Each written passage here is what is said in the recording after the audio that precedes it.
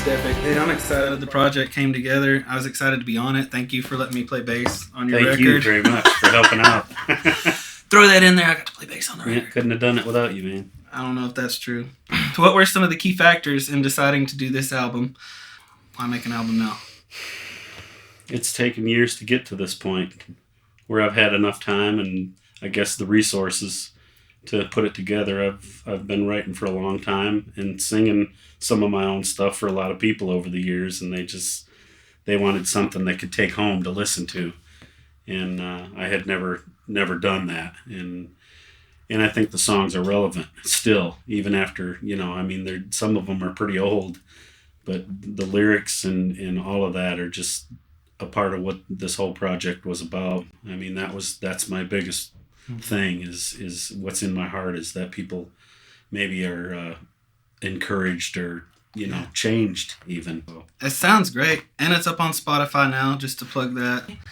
When I did my recordings, I didn't like the sound of my voice, or I was kind of harsh on myself when I heard the playback. When you heard the final mix of this album, did you like it immediately, or did it have to grow on you? How did you feel? I guess I built up a tolerance to my own voice because I've never liked my own voice.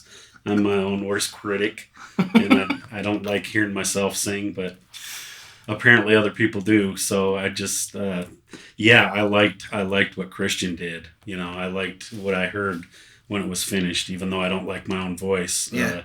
Couldn't deny the craftsmanship that, Christian put into it and what he did to pull it off and make me actually sound like a singer. GoodShed Studio in Canton, Texas. Amen. I wouldn't call it a contemporary worship album by any stretch. If you had to, stylistically, you've got strings, loud distorted guitars, clean acoustics, piano, drums, rockers, slow ballads. How would you stylistically? I guess you'd have to put that in a category, and that's really hard to do because there is all of the things that you listed. There's a lot of the influences from the past in the music that I've written. Yeah. And I know that a lot of times over the years, if you listen to contemporary Christian music, there's trends that people follow.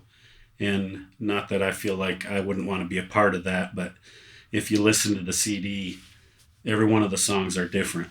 And they're not typical of what you're hearing with contemporary Christian music.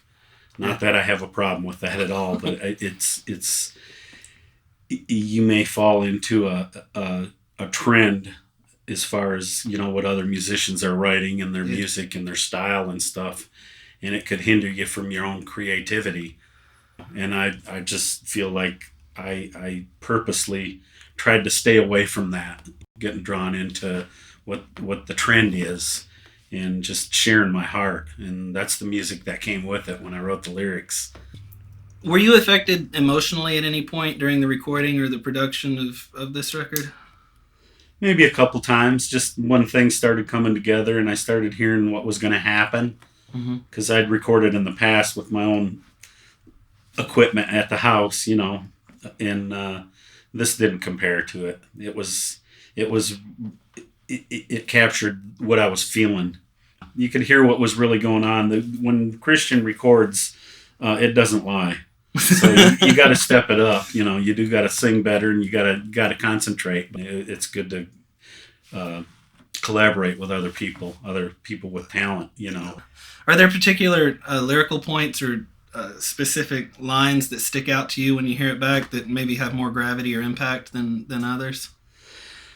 I wouldn't say a line so much as it is after we completely finished everything. I went back and listened to it as not a critic, listening for what needs to be mixed different or anything like that, but I listened to it as a whole, as unbiased as I could, I guess. Yeah. And it really did minister to me. I mean, it the way the songs are laid out and stuff, it was almost like I didn't write it.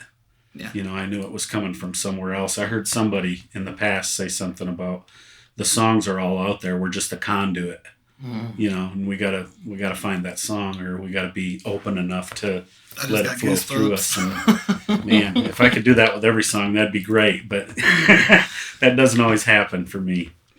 But Are there any singers that you looked up to that maybe influenced you in regard to your own singing?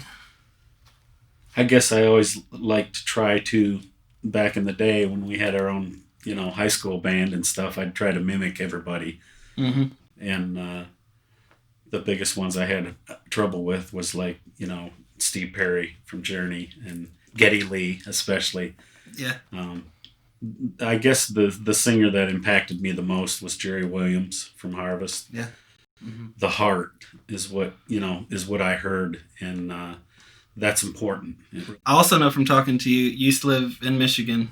Is it born and raised? Yes. And then you came to Texas. Right, in 95. For... Well, I initially moved here. I had 3 daughters and my wife at the time, and really felt like God was leading us here to get involved with, the Harvest Ministries. And so you packed up your family and left Michigan for Texas to join a band? Yeah. That's fantastic. But, it was full of scriptures, the move, the decision. Yeah. Was me and my wife sat together and prayed, I don't know how many hours, about the whole situation. And it was 7 years from the time that we thought we was going to be moving to Texas before we actually moved. And oh, wow. So it wasn't an overnight. It wasn't an overnight deal. It was God led us here. I really believe that.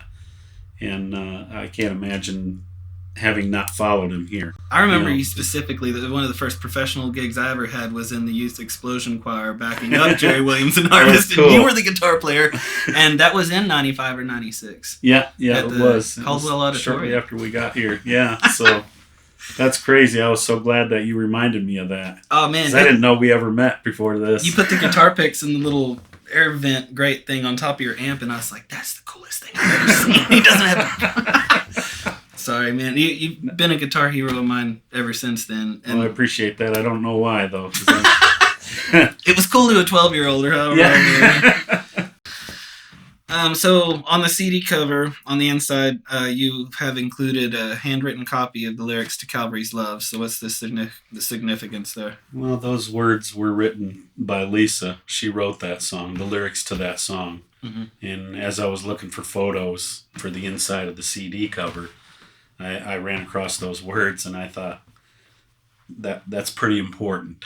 They were written back in Michigan. We moved here in 95, so that's an old song. 30 years. Yeah, but I thought I need to include this song on the CD.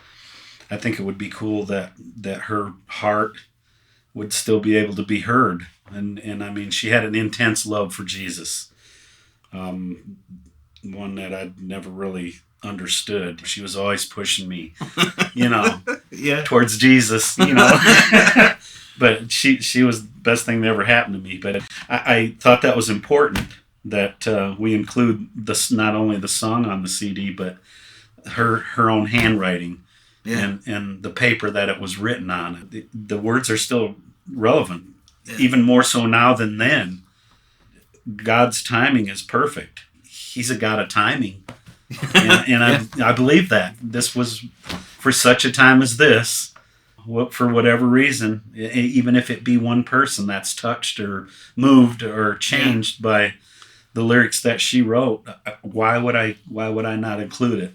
The title track, is that a general theme for the album? Why did you choose to call the album Still You Love Me?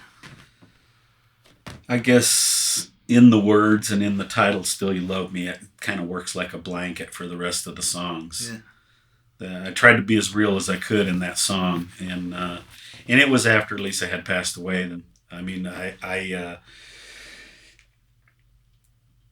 obviously had a lot of quiet time because she was gone, and she was my companion. But as I thought about what should be the title, it should have been Still You Love Me, because I remember the emptiness and the darkness that I felt after she had passed away.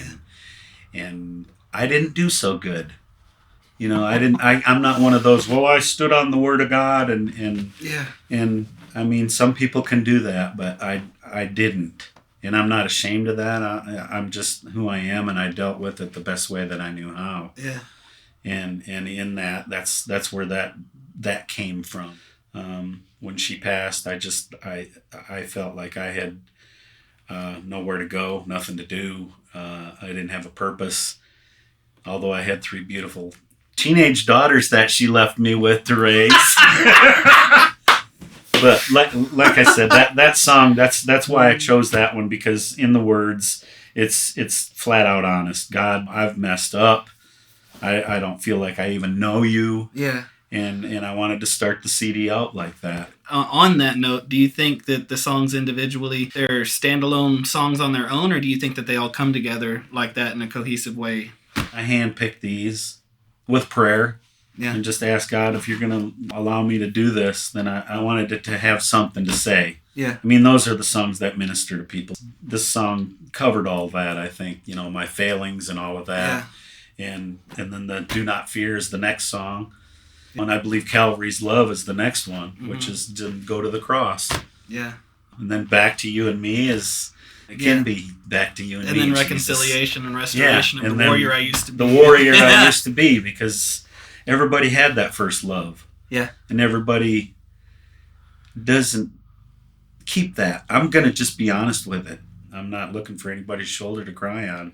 Yeah. I'm just wanting to point them to, when you go through stuff like that, Jesus is there. Mm-hmm. He was telling me ahead of time, and I didn't hear him. Just like his disciples. They knew who he was, but not really. Not until it all went down.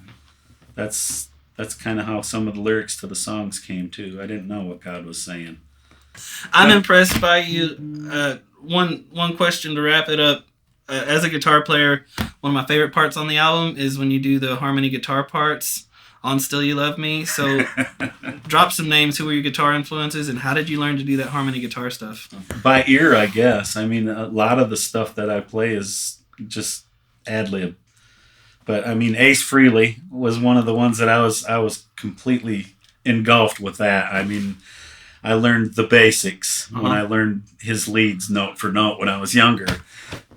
ZZ Top, those kind of guys where they weren't too hard to play. Mm-hmm. Like, I had a 3-piece band, so I couldn't play Led Zeppelin. I mean, we played some Rush, but that's another thing too, the singer there. But as far as guitar players, Ted Nugent stuff, and I think in his band there's a lot of harmonizing leads, and that may have been where I picked it up.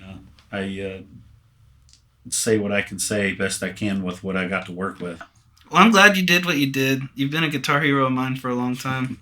I thank you very much for sitting down with me and giving me some of your time. It's well, I hope I didn't babble too much. I appreciate you. We'll edit it all and fix it up.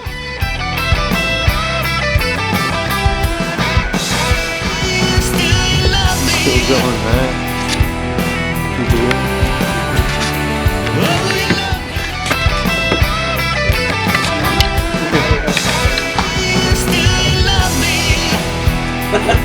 That's fine. People that Yeah, they do. I do. I'm one of them. If the worship's over, I'm gone. Every time he comes, I do that. All right, Joe P. Let's do it.